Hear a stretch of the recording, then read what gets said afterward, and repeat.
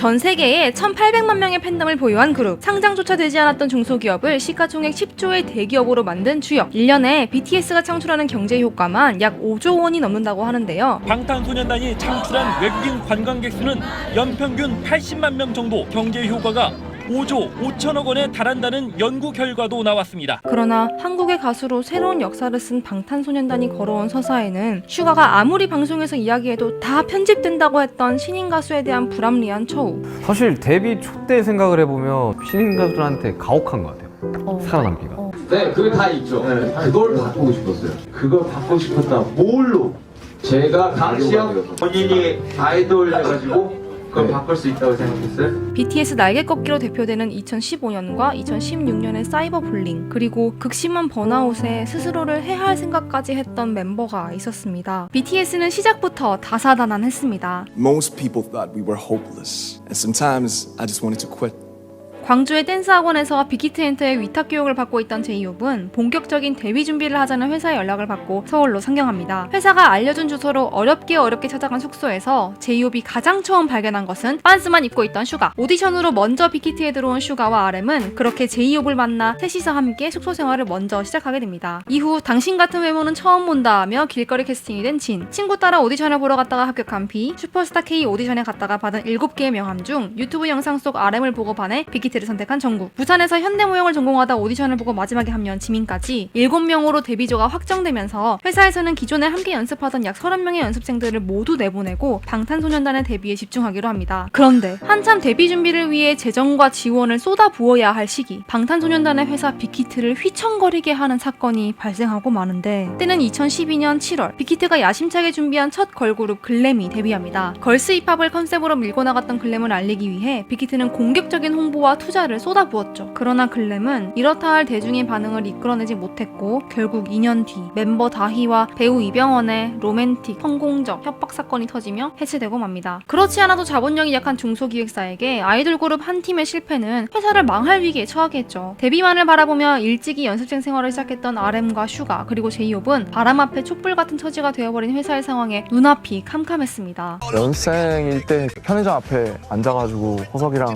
하늘이 뿌옇다 우리 미래처럼 뭐 그런 얘기 할 때가, 회사의 위기는 곧 팀의 위기가 되었고 그들의 데뷔는 기약 없는 미래가 되어버렸죠. 하지만 데뷔가 너무나 간절했던 셋은 현재 상황에서 자신들이 할 수 있는 일에 최선을 다하기로 합니다. 매일 밤 11시에 연습이 끝나면 RM은 멤버들을 모아 새벽까지 이야기를 나눴어요. 우리 팀의 방향과 뿌리, 가치관에 대해 이야기하며 RM과 슈가는 멤버들에게 힙합을, 제이홉은 춤을 가르쳐 주었죠. 방시혁 대표가 이전에 만든 2AM, 에이트와 같은 가수들을 보고 빅히트에 들어온 다른 멤버들은 힙합이라는 장르가 생소하기만 했어요. 하지만 팀을 위해 힙합 명반 리스트까지 만들어 들어줬으면 좋겠다 하며 건네는 RM의 진심을 받아주지 않을 수가 없었습니다. 지금의 상황은 너무 어려워 보이지만 그래도 우리 해보자, 데뷔 꼭 이뤄보자 하며 마음을 하나로 모은 7명은 2013년 6월 방탄소년단으로 데뷔하게 됩니다. 한정된 자원으로 최대한의 효과를 내기 위해 방탄소년단은 순차적으로 멤버들을 공개했습니다. 그리고 당시만 해도 비주류 홍보 수단에 가까웠던 SNS를 적극 활용했어요. 블로그와 트위터 그리고 유튜브를 통해 연습생 시절과 음악방송 대기실 비하인드 영상을 직접 찍어 업로드했죠. 그러나 데뷔와 동시에 그들이 마주한 것은 대중의 환대가 아닌 비웃음이었습니다. 영어로 된 그룹 이름이 많았던 아이돌판에 방탄소년단이라는 다소 특이한 이름은 커뮤니티에서 놀림감이 되기 쉬웠죠.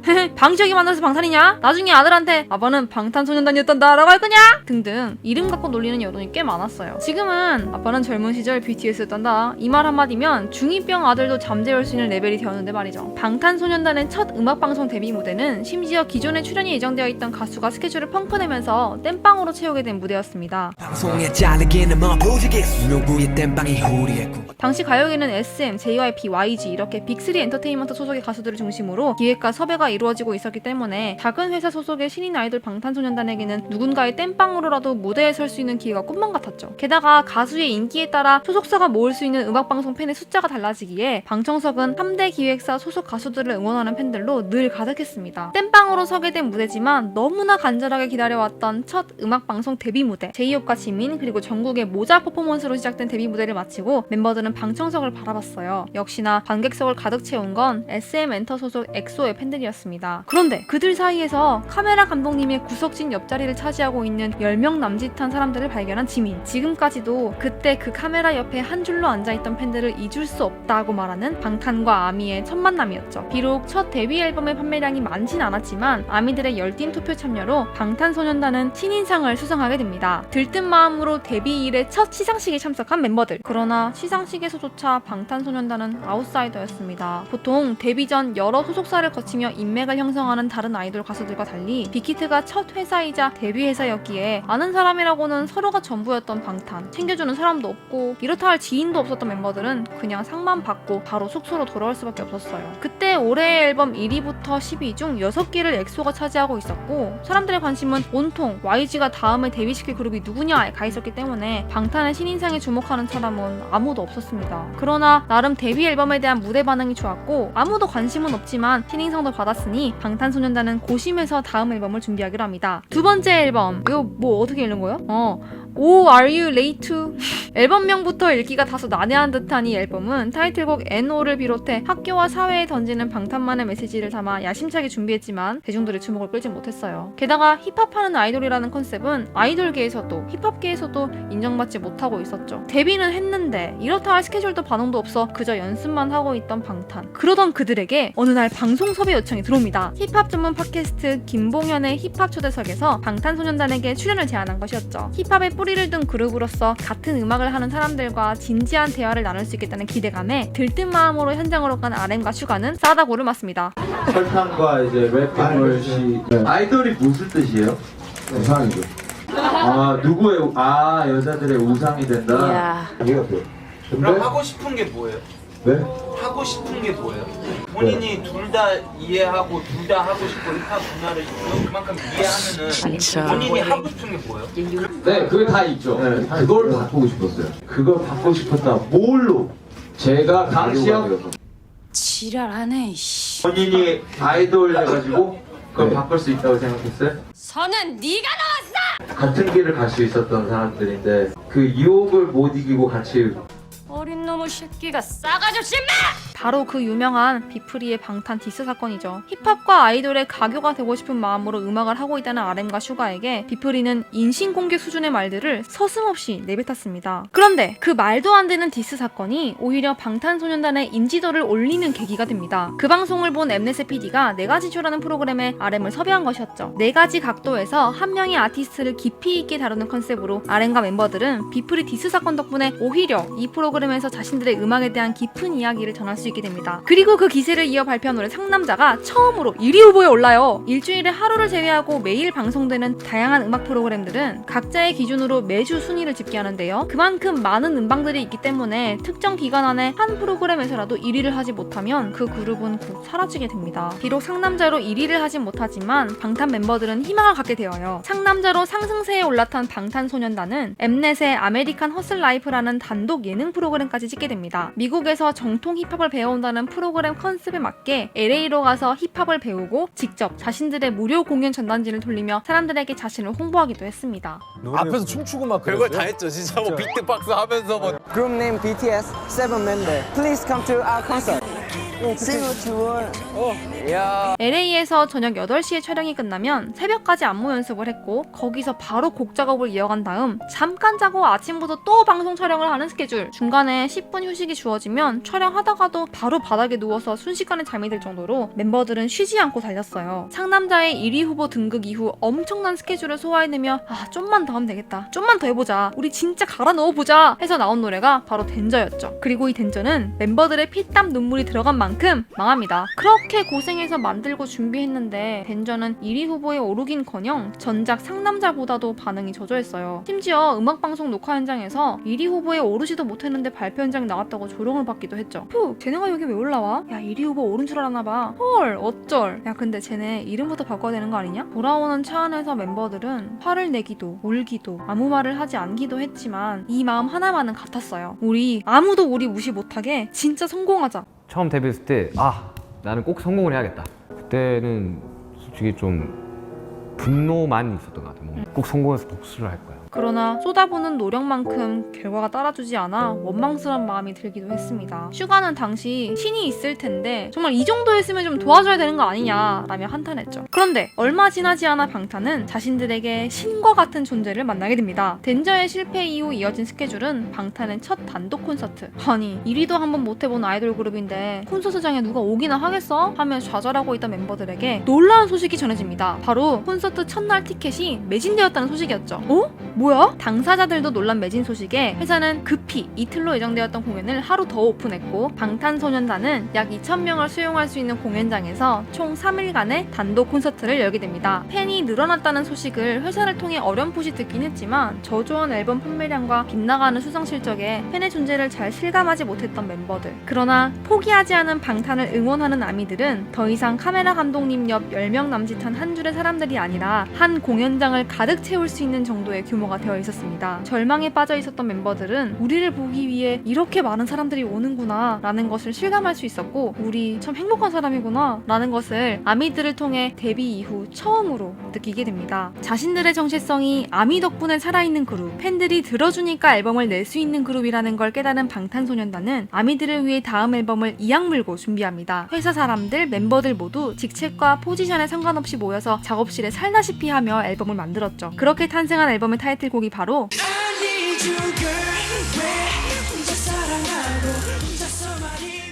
기존 앨범의 노래들이 래퍼 라인을 중심으로 이끌어가는 강한 힙합 색채를 풍겼다면 아니주는 보컬 라인 멤버들의 역할이 강화된 R&B 스타일의 곡으로 방탄소년단의 극적인 변화를 확인할 수 있는 노래입니다. 10년 전 노래인데 지금 들어도 입에 착착 붙어요. 발표 직후 아니주는 멜론 실시간 차트 2위에 진입하더니 2015년 5월 5일 SBS MTV에서 방탄에게 첫 1위를 안겨다 줍니다. 덴저로 넘어졌지만 아미의 존재를 확인하고 다시 일어서며 자신들의 한계를 뛰어넘은 방탄소년단은 성장이란 표현으로는 부족할 정도로 레벨업한 모습을 보여줍니다. 아니주가 수록된 앨범명 화양연화의 뜻 그대로 다 같이 뛰어다니며 뮤직비디오를 찍고 퍼포먼스를 완성했던 그 모든 과정들이 멤버들의 인생의 가장 아름다운 순간으로 남게 되죠. 전국은 그때를 우리의 시작 같은 느낌이었다고 회상했는데요. 아름답지만 불안한 청춘. 그래서 더 빛나는 멤버들의 모습은 점점 자신의 색깔을 찾아가는 아티스트가 되어가고 있었습니다. 데뷔 이래 인정받기 위해 몸부림쳤던 부단히 애썼던 투쟁에 대한 보상을 받듯 방탄 멤버들은 드디어 세상이 우리의 존재를 알아준다는 느낌을 받을 수 있었죠. 그리고 후속곡 쩔어로 연이은 대박 행진을 이어갑니다. 이제는 카메라 옆 한 줄이 아닌 음악방송 출퇴근길에 인원을 다 수용할 수 없을 정도로 커진 팬덤 아미. 그동안 꾸준히 만들어왔던 자체 콘텐츠에 대한 반응도 날이 갈수록 뜨거워졌어요. 달려라 방탄의 유튜브 조회수가 100만을 넘는 것은 예산일이 되었죠. 그런데 누군가가 한번 크게 잘 되면 이상하게 끌어내리려는 사람들이 꼭 등장합니다.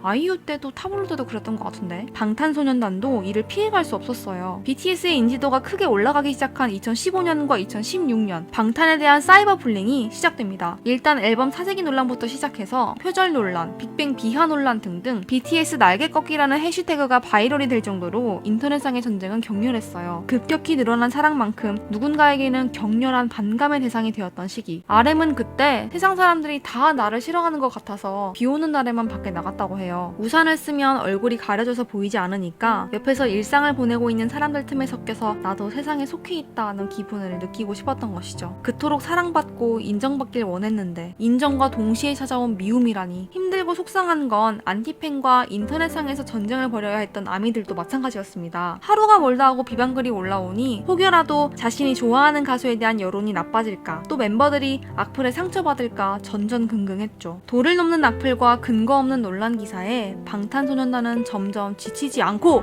으아 하면서 달려나가기로 합니다. 부딪힐 것 같으면 페달을 더 세게 밟기로 한 거죠. 그리고는 싹 다 불태워버립니다. 한계를 뛰어넘은 BTS의 불길은 한국을 넘어 2억 마일리 미국까지 그 불씨가 번집니다. 런과 불타오르네가 수록된 화양연화 파트 2가 빌보드 차트에 진입한 것이죠. 그런데 BTS의 빌보드 차트 진입은 BTS가 한 것이 아니었어요. 이 뭔 개소리야? 미국의 음반 시장은 라디오를 통해 대중들에게 음악 그 자체로서의 평가가 먼저 이루어집니다. 이루어진 다음 빌보드나 공중파 집계로 넘어가는 특징이 있습니다. 유튜브와 SNS를 통해 방탄소년단을 접하고 아미가 된 미국의 팬들은 라디오에 꾸준히 노래를 신청하고 DJ에게 꽃다발 선물까지 보내는 등 서포트를 엄청 열심히 했어요. 마치 남편 내조하는 아내처럼 말이죠. BTS의 빌보드 차트위는 아미가 라디오를 뚫어주었기에 가능했던 일이었습니다. 미국을 처음 저희가 들어가게 됐던 계기도 미국 음악 시장은 라디오가 굉장히 중요한데 팬분들이 DJ들한테 일일이 다 음악을 꽃다발이랑 같이 막 편지 보내주시고 그 다음부터는 뭐 파죽지세예요. 피땀 눈물이 수록된 앨범 윙스는 방탄에게 국내 가요계 첫 대상을 안겨주었고 그것은 대상을 받던 그 순간까지 야유를 하던 안티들에게 증명해 보인 방탄과 아미의 승리였죠. 뒤이어 발표한 봄날과 DNA까지 연이은 대박을 터뜨리면서 방탄소년단은 자신이 꿈꿔왔던 것 그 이상의 성공을 거둡니다. 그러나 이 시기 BTS 멤버들은 심각한 번아웃을 겪게 되는데요. 살면서 내가 생각지도 못했던 것들을 이루게 되면서 나의 꿈이 나의 현실을 따라가지 못하는 감각 속에 너무나 벅찬 하루하루를 살아가고 있던 멤버들. 마치 엄마가 차려주신 집밥으로 이미 너무 든든하고 행복한데 너 먹는 거 좋아하니까 우리가 이제 5성급 호텔 뷔페 사줄게. 근데 이거 남기면 안 되고 다 먹어야 돼. 5접시 먹고 운동장 한 100바퀴 뛰고 다음 접시 또 먹으러 가자. 이런 느낌이었을 것 같아요. 힘들어 죽겠는데 그만하고 싶은데 누구 하나 그만하고 싶다고 말은 못 꺼내고 그래도 할 건 해야 하니까 안무 연습과 일정에 모두 다 참여하고 있던 멤버들은 결국 방탄소년단 해체를 고민하는 지경에 이릅니다. 사랑을 다룬 BTS의 앨범 중 Love Yourself 전은 이러한 멤버들의 고민이 노래 속에 담겨 있는데요. 진심으로 웃지 못하는데 팬들 앞에서는 밝은 모습을 보여야 하는 자신이 혹시 거짓된 사랑을 하고 있는 것은 아닐까 하는 고민에서 만들어진 노래 Fake Love. 초라한 모습을 보여줄 수 없어 또 가면을 쓰고 널 만나러 간다고 고백하는 노래 전하지 못한 진심까지. 노래로 자기 마음 다 얘기하네 정말. 이런 사랑할 수밖에 없는 예술가들. 심지어 이 앨범 활동 기간 동안 심적으로도 육체적으로도 너무나 지쳤던 비는 이렇게 해서라도 쉬고 싶은 마음에 순간 다쳐야겠다 라는 생각을 하기도 했습니다. 골방에 스스로를 가두고 한동안 나오지 않기도 했던 지민까지 7명이 모두 지쳐있던 시기 그들을 다시 움직이게 했던 것은 바로